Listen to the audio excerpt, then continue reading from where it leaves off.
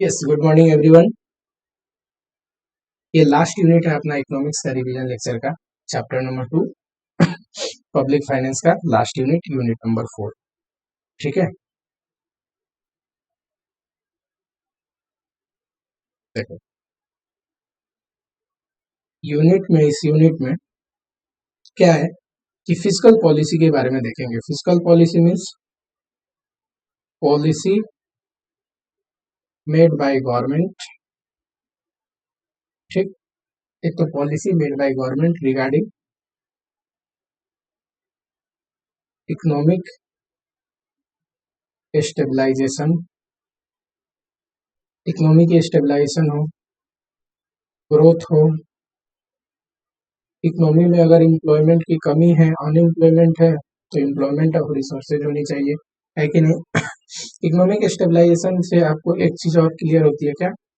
Price stabilization, stability मतलब inflation ना हो। तो गवर्नमेंट जो पॉलिसी बनाता है इकोनॉमिक ग्रोथ प्रमोट करने के लिए, अनएम्प्लॉयमेंट कम करने के लिए, प्राइस स्टेबिलिटी यानी कि इकोनॉमी में इन्फ्लेशन ना हो, उस चीज के रिगार्डिंग इन्फ्लेशन को कंट्रोल करने के लिए उसको बोलते हैं फिस्कल पॉलिसी।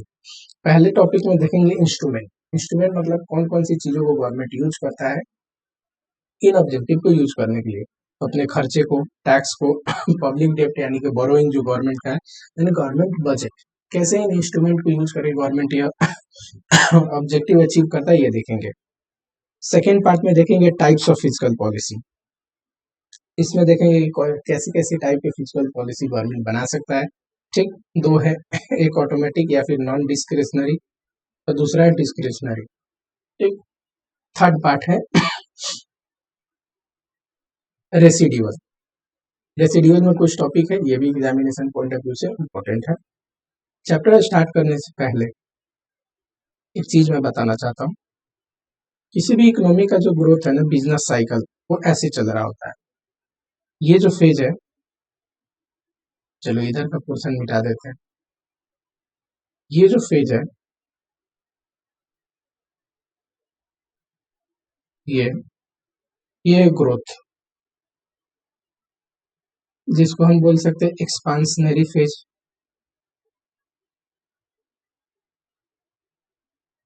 या फिर आप बोल सकते हो सिंस एक्सपांशन है तो कंजम्पशन ज्यादा है, तो यहाँ पे इन्फ्लेशन भी ज्यादा है। ठीक, ये जो फेज है इसको बोलते हैं इकोनॉमिक डिप्रेशन या फिर डिफ्लेशन, इन्फ्लेशन का उल्टा। थोड़ा और नीचे गिर जाए बिजनेस साइकिल, तो ये रिसेशन।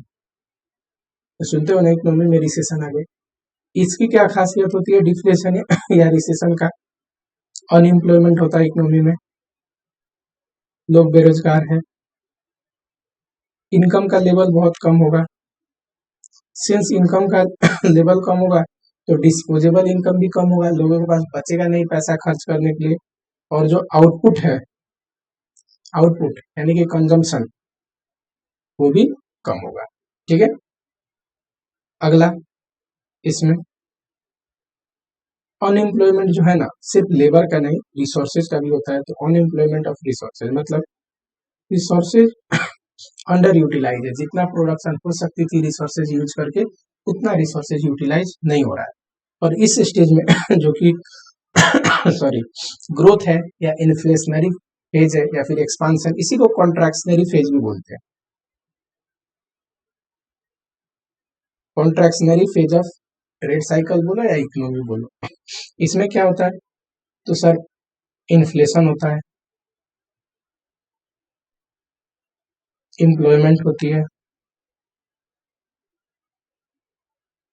प्रोडक्शन हो रहा होता है, कंजम्पशन हो रहा होता है, डिमांड है इसलिए तो इन्फ्लेशन है।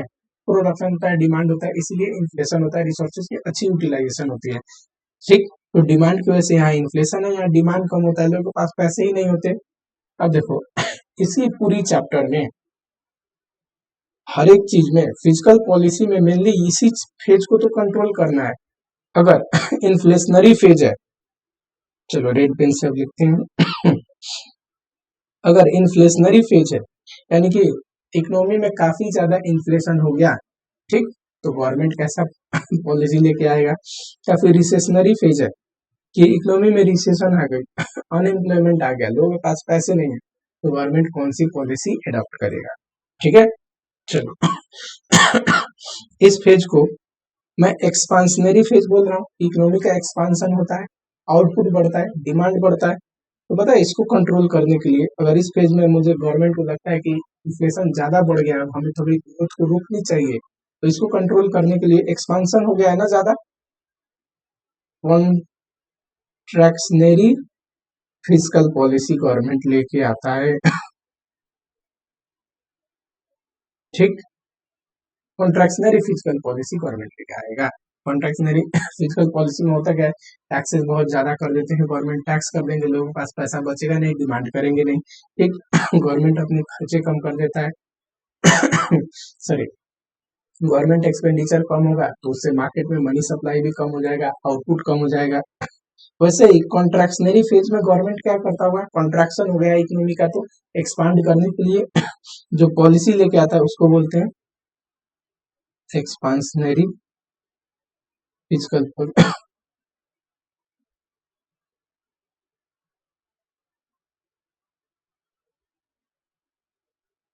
Fiscal policy. ठीक है, याद रहेगा ये चार्ट इसी चार्ट को देख के पढ़ेंगे। ठीक, आओ जरा ऑब्जेक्टिव ऑफ फिस्कल पॉलिसी। अभी हमने देखा एम्प्लॉयमेंट जनरेट, फुल एम्प्लॉयमेंट होनी चाहिए रिसोर्सेज की, price stability, economic growth and equitable distribution of income and wealth. ये भी देखेंगे कि कैसे इनकम एंड वेल्थ का इक्विटेबल डिस्ट्रीब्यूशन होना चाहिए, पुअर पीपल को भी हक मिलना चाहिए, मौका मिलना चाहिए सेविंग एंड इन्वेस्टमेंट करने का।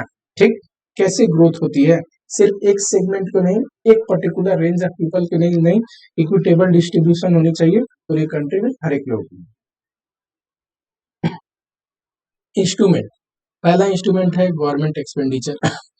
देखो एक्सपेंडिचर तीन किस्म के होते हैं, एक कैपिटल, एक current and third is transfer payment. जो गवर्नमेंट का खर्चा है, करेंट एक्सपेंडिचर मतलब जो day to day government administration के खर्चे हैं, जैसे गवर्नमेंट की सैलरी हो गई।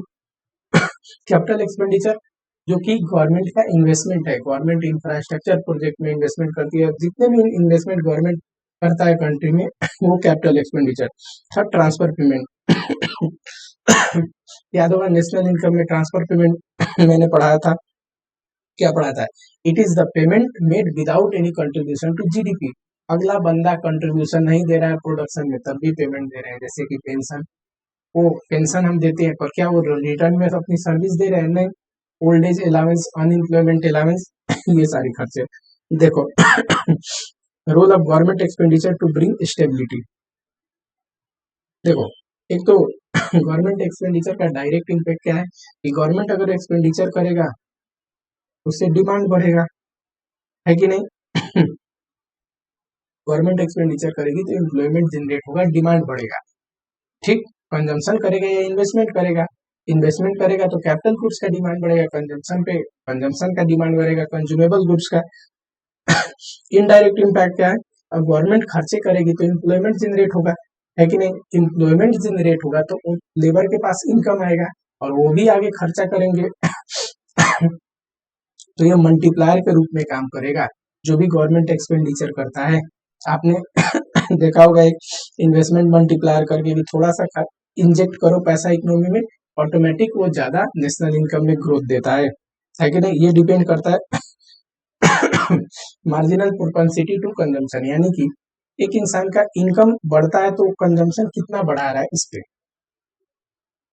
अब देखो खर्चे को देखो गवर्नमेंट कैसे इन्फ्लेशन को कंट्रोल करता है। इन्फ्लेशन मतलब याद करो कौन सा फेज, एक्सपांशनरी फेज, जहाँ इन्फ्लेशन ज्यादा है खर्चे कम कर देगा गवर्नमेंट, खर्चा कम कर देगा तो डिमांड कम हो जाएगा, आउटपुट पे कमी आ जाएगी। ठीक वैसे ही गवर्नमेंट एक्सपेंडिचर से रिसेशनरी फेज को कैसे, रिसेशनरी फेज मतलब याद करो वो मैंने बोला था इकोनॉमिक डिप्रेशन, इकोनॉमिक डिफ्लेशन, उससे और नीचे economic recession, contractionary phase of economy. कैसे करता है, गवर्नमेंट वहां पे खर्चा बढ़ा देगा, इन्वेस्टमेंट करने लगेगा, खर्चे जब बढ़ाएगा गवर्नमेंट एक्सपेंडिचर बढ़ेगी, कंट्री में इन्वेस्टमेंट होगा, ऑटोमेटिक डिमांड बढ़ेगा, एम्प्लॉयमेंट जनरेट होगा और मनी इंजेक्ट होगा। यही चीज यहाँ पे लिखा हुआ है। चलो, government expenditure in rectified deflation. Deflation जैसे हमने ऊपर पढ़ा था वैसे ही नीचे है, पर नीचे एक चीज और है। नीचे क्या लिखा है कि डिफ्लेशन के फेज में गवर्नमेंट दो किस्म के इन्वेस्टमेंट करता है। एक तो pump pump priming. Pump priming मतलब one shot injection of money in an economy. एक बार ह्यूज इन्वेस्टमेंट कर देगा, जैसे कि रिसेशन में आप पिछले बार सुने थे कि पैकेज अनाउंस हो जाता है कि नहीं। वन शॉट इंजेक्शन करते हैं उसको बोलते हैं पंप प्रीमिंग। Compensatory investment. और कॉम्पेंसेटरी इन्वेस्टिंग का मतलब क्या होता है कि जो भी प्राइवेट सेक्टर की कमी है कि प्राइवेट सेक्टर इन्वेस्टमेंट नहीं कर पा रहे हैं, तो उसके बदले पब्लिक सेक्टर यानी कि गवर्नमेंट वहां पे खर्चा करेगा, कॉम्पेंसेट करेगा डिफिशियंसी इन प्राइवेट इन्वेस्टमेंट। इसी को बोलते हैं कॉम्पेंसेटिंग इन्वेस्टिंग। याद रहेगा। चलो, टैक्सेस देखो,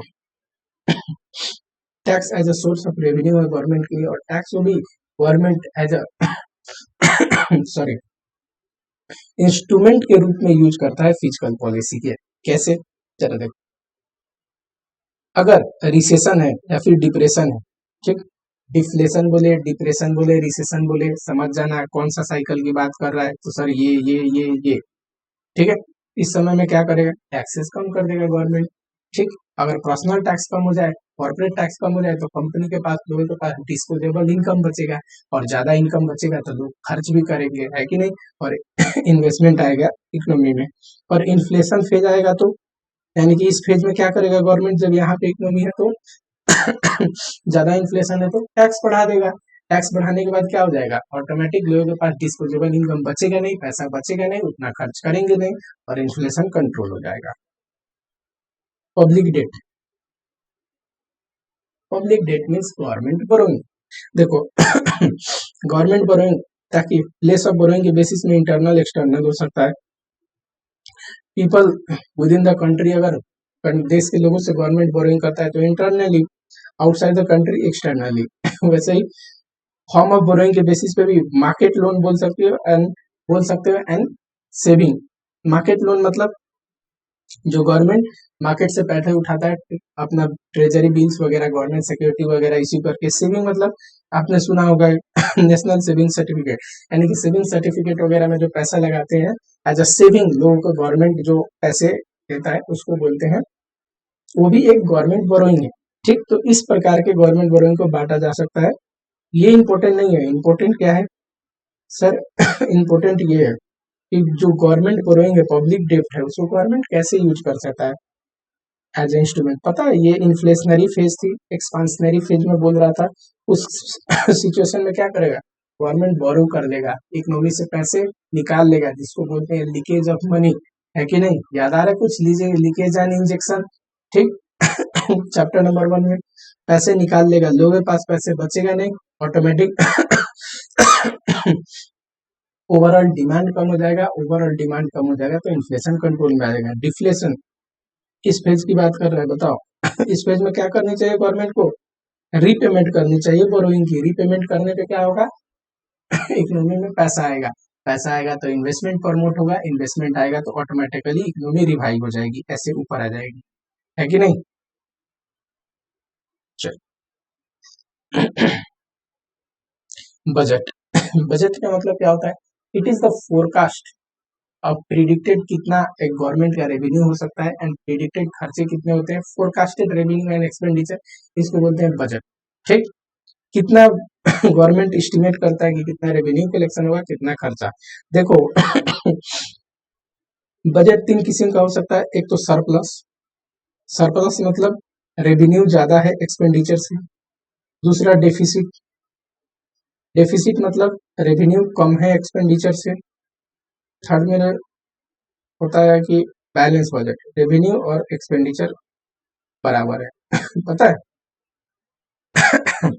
जब ये फेज होगा इकोनॉमी का, बताओ फटाफट, ये एक्सपांशनरी फेज या इन्फ्लेशन, तो गवर्नमेंट को क्या करना है?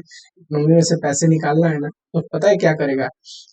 ये सरप्लस बजट को रिडक्ट करेगा। कैसे? रेवेन्यू ज्यादा यानी कि टैक्सेस ज्यादा लेगा और खर्चे कम करेगा अपना, तो ऑटोमेटिकली इन्फ्लेशन कंट्रोल हो जाएगा।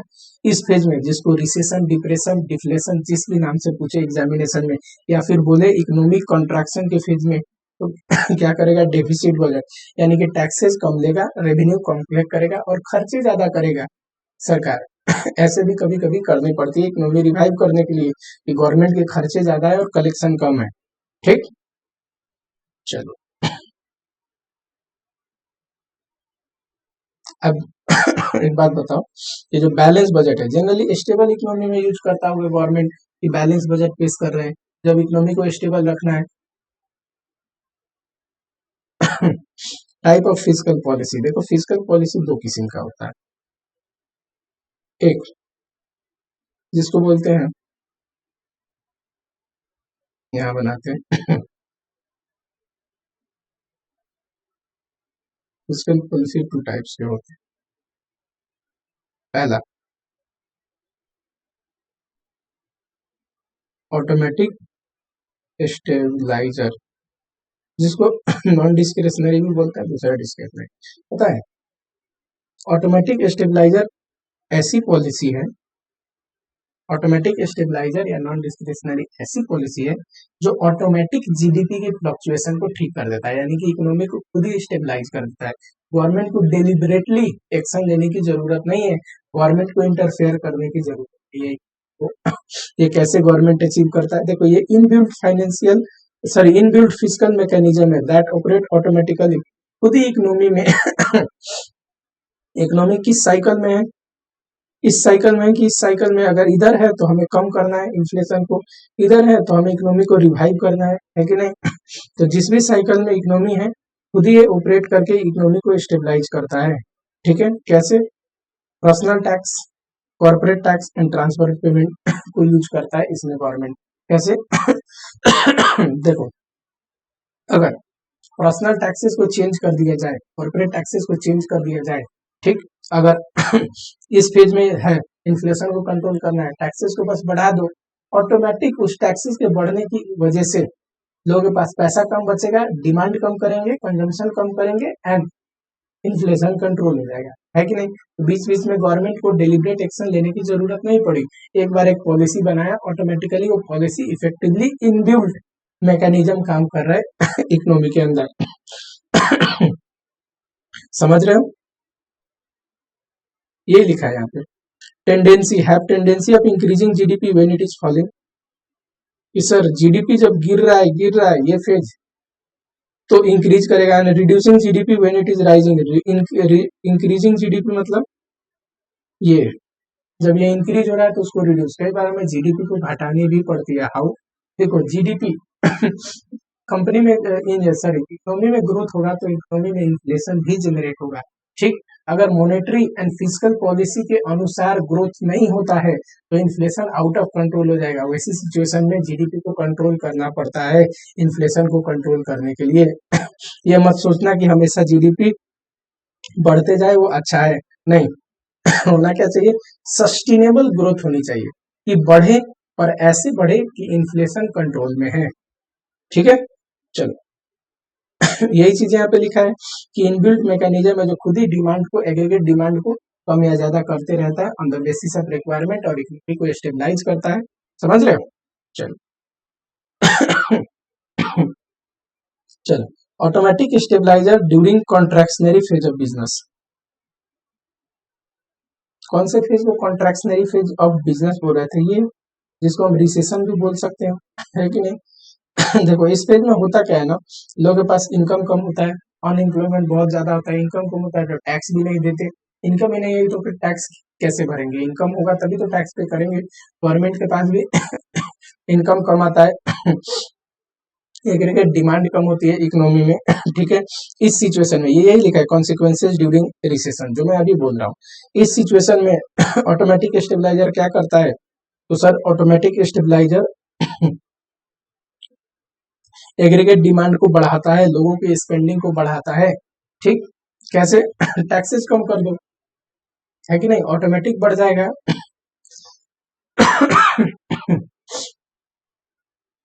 आ जाओ, वैसे एक्सपांशनरी फेज जिसको इन्फ्लेशन भी बोलते हैं, ठीक, ये है ये फेज। इस फेज में क्या होता है, तो इस फेज में सर एम्प्लॉयमेंट खूब होता है, प्राइस भी राइज हो रहा होता है, डिमांड की वजह से, क्योंकि डिमांड बढ़ती है कंजम्पशन बढ़ता है कि नहीं। इस फेज में इन्फ्लेशन को कंट्रोल करना है ना गवर्नमेंट के ऑब्जेक्टिव थे। तो कॉन्सिक्वेंसेज में इस फेज की फीचर्स लिख देना कि इम्प्लॉयमेंट एम्प्लॉयमेंट बढ़ेगा, डिस्पोजेबल इनकम ज्यादा होगा, उसकी वजह से कंजम्पशन ज्यादा होगी, एग्रीगेट डिमांड ज्यादा होगा, यही सारी चीजें ठीक है। अब देखो इनकम ज्यादा होगी, इनकम ज्यादा होगा तो टैक्स भी ज्यादा होगा, तो लिखा है डिस्पोजेबल इनकम कम हो सकता है, ठीक। ये वाली चीज यहाँ पे लिखा है, पर डिमांड ज्यादा होता है इस फेज में, ठीक। लोगों के पास एम्प्लॉयमेंट ज्यादा होता है, एग्रीगेट डिमांड बड़ी होती है इकोनॉमी में। ऑटोमेटिक स्टेबलाइजर इसमें क्या काम करता है, तो ऑटोमेटिक स्टेबलाइजर का यही काम है ना कि इन्फ्लेशन को कंट्रोल करे, एग्रीगेट डिमांड को कम करे। जनरली गवर्नमेंट ऐसी टैक्स पॉलिसी लेके आया होता है कि लोगों के पास लोगों के पास डिस्पोजेबल इनकम बचती ही नहीं है, ज्यादा टैक्स ज्यादा लगने लगता है, कॉर्पोरेट टैक्स, पर्सनल टैक्स ज्यादा होता है, और ऑटोमेटिक इन्फ्लेशन कंट्रोल हो जाता है, ठीक। अगला है डिस्क्रिशनरी फिजिकल पॉलिसी। डिस्क्रिशनरी मतलब डेलिब्रेट एक्शन बाय गवर्नमेंट, यानी कि गवर्नमेंट जानबूझ के इंटरफेयर करके ऐसी पॉलिसी बनाएगा कि सिचुएशन स्पेसिफिक, कि सिचुएशन कैसी है इकोनॉमी की, उस अवस्था के अनुसार जो पॉलिसी चाहिए गवर्नमेंट इंटरफेयर करके बनाएगा, ठीक। देखो एक्सपांशनरी फिजिकल पॉलिसी ये कब बनानी पड़ती होगी सर, जब इकोनॉमिक कॉन्ट्रैक्ट हो रहा होगा ना, ये फेज ये फेज ऑफ इकोनॉमी, तो इसको बढ़ाने के लिए, रिवाइव करने के लिए एक्सपांशनरी फिजिकल पॉलिसी बनाना पड़ता होगा, है कि नहीं। तो ये लिखा है एक्सपांशनरी फिजिकल पॉलिसी क्यों बनाते हैं, to stimulate the economy, to boost the economy during contraction phase of business cycle। Business cycle या ट्रेड की कॉन्ट्रैक्शन फेज में। यहाँ लिखा है role of expansionary physical policy to eliminate recessionary gap. Recessionary gap का मतलब होता है कि देखो एक तो प्रोडक्शन कम होती है इस फेज में, रिसेशन के फेज में, एज कंपेयर टू जो रिसोर्सेज को फुली यूटिलाइज करते तो जितना प्रोडक्शन हो सकता था, इस गैप को बोलते हैं रिसेशनरी गैप। यहाँ पढ़ोगे if the existing level of aggregate production is less than what would be produced with the full employment of resources, इसी को बोलते हैं रिसेशनरी गैप, ठीक। अब गवर्नमेंट एक्सपेंडिचर से और टैक्सेस से रिसेशनरी गैप को फील करता है, ये जरा देखना है। यहाँ आओ फिगर में। एक बात बताओ, अभी जो हम पढ़ रहे हैं कि इकोनॉमी इस स्टेज पे है, तो गवर्नमेंट क्या करेगा, एग्रीगेट डिमांड बढ़ा देगा। पहले ये फिगर को देखो फिर पढ़ते हैं क्या कहता है ये फिगर, अब क्या लिखा है के अंदर कि सर ये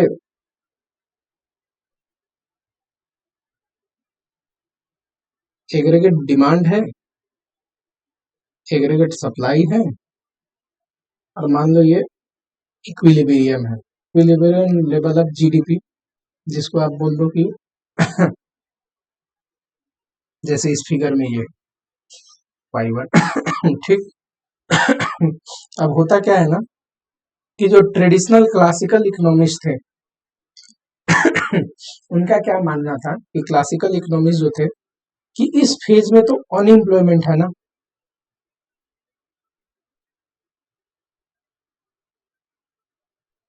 इस फेज में अनएम्प्लॉयमेंट है, तो अनएम्प्लॉयमेंट की वजह से लेबर कॉस्ट क्या हो जाएगा, घट जाएगा। लेबर कॉस्ट क्या हो जाएगा, घट जाएगा। प्लेंटी ऑफ रिसोर्सेज पड़ा हो तो लेबर सस्ता मिलेगा, लेबर कॉस्ट घटने की वजह से हमारी प्राइस घट जाएगी, और प्राइस घटने की वजह से सप्लाई बढ़ जाएगा। पर जो किन्स का मानना था कि नहीं, शॉर्ट रन में ये नहीं होता है, इतना जल्दी नहीं होता कि लेबर कॉस्ट घट गई और सप्लाई बढ़ गया। शॉर्ट रन में क्या करना पड़ेगा, तो गवर्नमेंट को अपनी डिमांड बढ़ानी पड़ेगी, गवर्नमेंट इंटरफेयर करके, सॉरी ये थोड़ा ना ऐसे जाना चाहिए, ठीक है। ये ओरिजिनल डिमांड था, डिमांड 1, ये था सप्लाई 1, ठीक है। हम क्या बोल रहे हैं कि जो इकोनॉमिस्ट थे, ट्रेडिशनल इकोनॉमिस्ट, उन्होंने बोला ये सप्लाई 1 शिफ्ट होकर सप्लाई 2 पे आ जाएगा, सप्लाई बढ़ जाएगा, क्यों, क्योंकि लेबर सस्ता हो जाएगा। बट किन्स का कहना था नहीं, इसकी रिप्लेसमेंट है, यही इक्विलिब्रियम अचीव करना है ना, यही इक्विलिब्रियम अचीव करना है ना, तो इससे बेहतर है कि गवर्नमेंट डिमांड बढ़ा दे और ऑटोमेटिकली ये इक्विलिब्रियम अचीव हो जाएगा। यहाँ से नहीं होगा अचीव तो यहाँ से हो जाएगा अचीव, क्योंकि ये शॉर्ट रन में काम नहीं करता है।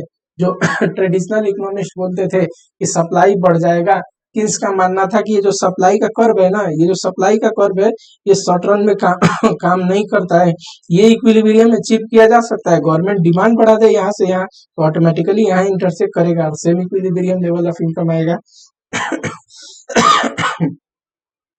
सॉरी, तो यही ये लिखा है क्लासिकल इकोनॉमिक्स का, उसके बाद किन्स का, और उसके बाद एक बार आप फिगर के नीचे पढ़ लेना, एज इट इज जो मैंने पढ़ाया है सेम चीज को एक्सप्लेन किया है, ठीक है।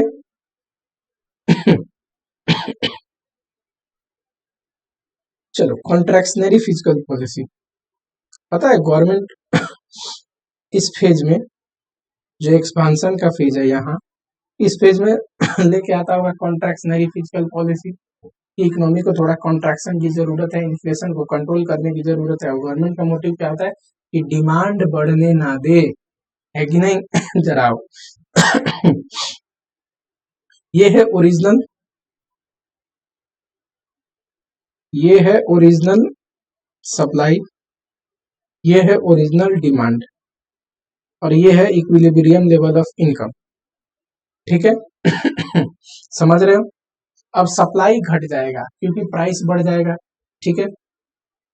प्राइस बढ़ने की वजह से, प्राइस क्यों बढ़ जाएगा, क्योंकि यहाँ पे एम्प्लॉयमेंट होती है, लेबर महंगा हो जाता है, डिमांड की वजह से लेबर की डिमांड होगी, लेबर महंगा हो जाएगा, ठीक। प्राइस महंगा महंगा हो जाएगा, तो प्राइस महंगे होने की वजह से सप्लाई घट जाएगा, यहाँ पे आ जाएगा सप्लाई, ठीक। लेकिन लेकिन एक बात बताओ, ये सप्लाई यहाँ पे आ जाएगा, लेकिन गवर्नमेंट क्या करेगा कि गवर्नमेंट ये जो डिमांड कर्व है दूसरा, ये इस फेज में गवर्नमेंट क्या करता है, डिमांड को कंट्रोल करता है, डिमांड को कंट्रोल करता है।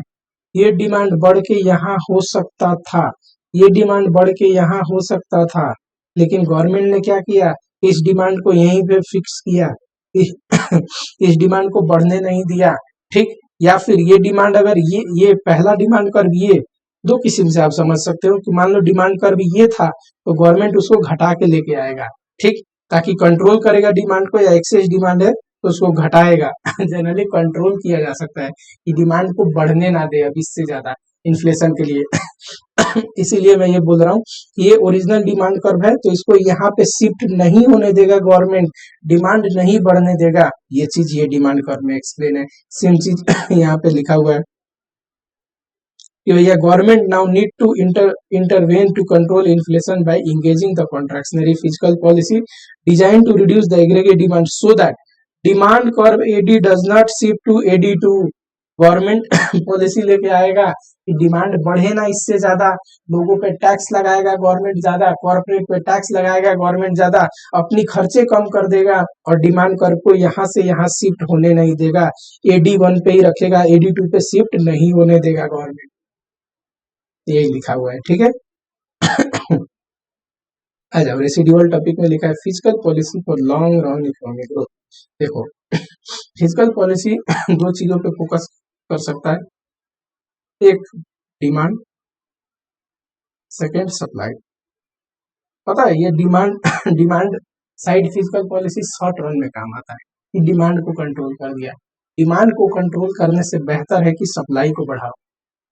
अगर कंट्रोल ही करना है तो सप्लाई को इंक्रीज या डिक्रीज करो, डिमांड बढ़ रहा है तो सप्लाई को भी बढ़ा दो, है कि नहीं, तो ऑटोमेटिक इन्फ्लेशन कंट्रोल रहेगा। ये नहीं कि डिमांड को घटा के इन्फ्लेशन कंट्रोल कर रहे हैं, क्यों, क्योंकि सप्लाई बढ़ाओगे तभी लॉन्ग रन में इकोनॉमिक ग्रोथ अचीव होगी।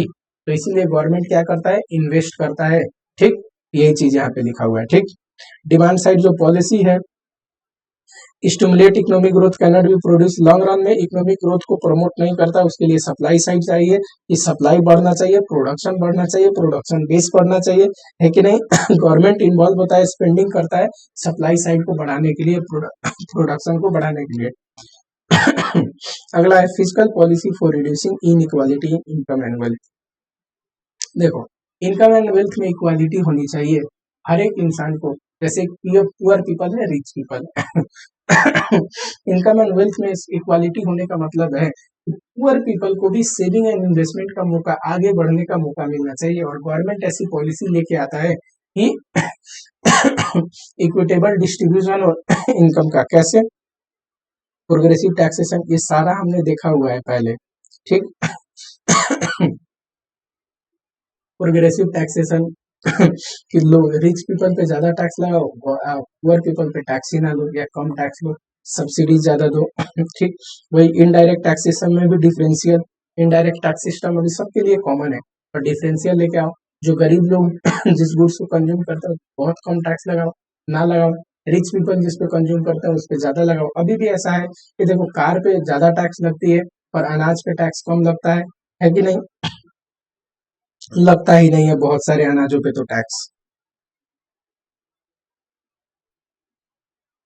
Primary produce,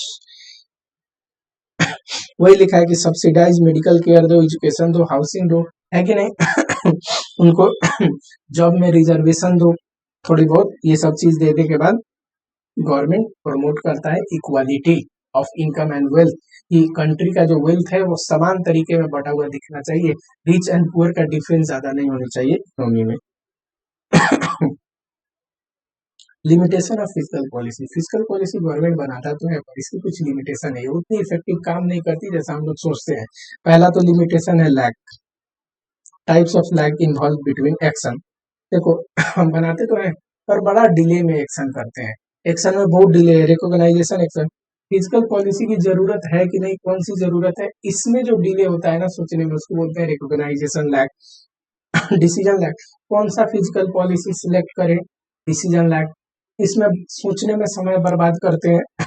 implementation lag, select कर लिया ये फिजिकल पॉलिसी बेस्ट है, इम्प्लीमेंट करने के लिए सोच रहे हैं, बहुत महीनों महीनों गुजर जाते हैं, इम्प्लीमेंट नहीं होता इकोनॉमी में, इम्प्लीमेंटेशन लैग। इम्पैक्ट लैग, कई बार इम्पैक्ट शॉर्ट रन में नहीं दिखता है, उसमें समय समय लगता है, ये है इम्पैक्ट लैग। दूसरा है कि गवर्नमेंट को चेंज करना इतना आसान भी नहीं है कि इकोनॉमी के ट्रेड साइकिल अनुसार अपनी टैक्स सिस्टम चेंज कर रहा है, स्पेंडिंग चेंज कर रहे हैं।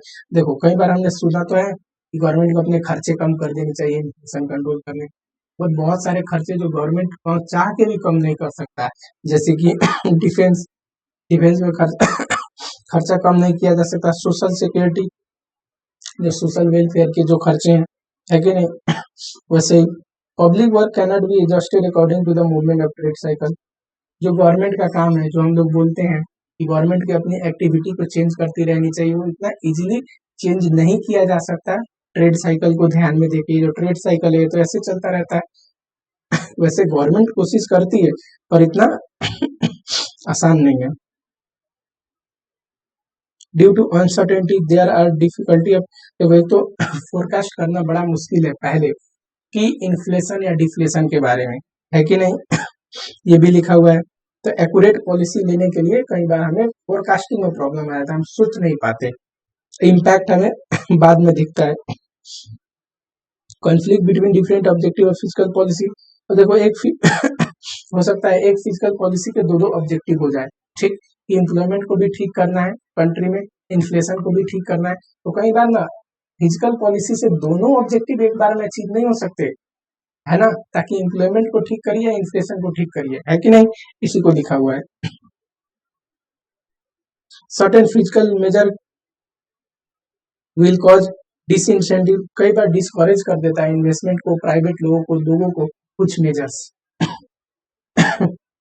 वैसे ही लिखा है, ये थोड़ा बहुत देख लेना, ऐसा कुछ नहीं है। जैसे यहाँ देखो, increase in government borrowing create perpetual burden. कई बार हम जैसे इंस्ट्रूमेंट में हमने गवर्नमेंट बोरोइंग देखा, ठीक, कि गवर्नमेंट को क्या करना चाहिए, इन्फ्लेशन के समय में गवर्नमेंट को बोरो कर लेना चाहिए मार्केट से पैसा, पर कई बार गवर्नमेंट बोरो कर ले और इन्वेस्ट ही ना कर पाए कहीं पे, तो ब्याज कहाँ से पे करेगा, उस उसको रीपेमेंट के लिए पैसे कहाँ से लेके आएगा, है कि नहीं? तो यही सारी पॉइंट लिखा है, आसान है, 4-5 पॉइंट याद रखना। क्राउडिंग आउट, क्राउडिंग आउट का मतलब होता है replacement of private expanding by government spending, यानी कि प्राइवेट लोगों की स्पेंडिंग इन्वेस्टमेंट को गवर्नमेंट क्राउड आउट कर दिया, रिप्लेस करके आगे बढ़ गया। ये कैसे होता है? गवर्नमेंट जब एक्सेस स्पेंडिंग करने लगता है तो गवर्नमेंट की बोरोइंग भी बढ़ जाती है, और गवर्नमेंट जब बोरोइंग करेगा प्राइवेट सेक्टर की तरह तो होगा क्या? इंटरेस्ट रेट बढ़ जाएगा एक्सेस बोरोइंग की वजह से, और प्राइवेट सेक्टर ज्यादा इंटरेस्ट रेट बढ़ने के बाद इन्वेस्टमेंट नहीं कर पाते, और प्राइवेट इन्वेस्टमेंट को जब गवर्नमेंट इन्वेस्टमेंट रिप्लेस कर देता है कि सिर्फ गवर्नमेंट इन्वेस्टमेंट हो रही है, प्राइवेट इन्वेस्टमेंट नहीं हो रही है, तो उसी को बोलते हैं क्राउडिंग आउट। वो मूवी में डायलॉग नहीं होती कि तुम मुझे कुचल के आगे चले गए, पुरानी मूवी में हुआ करती थी वही। गवर्नमेंट एक्सपेंडिचर मतलब गवर्नमेंट आगे बढ़ गया प्राइवेट सेक्टर को साइड हटा के।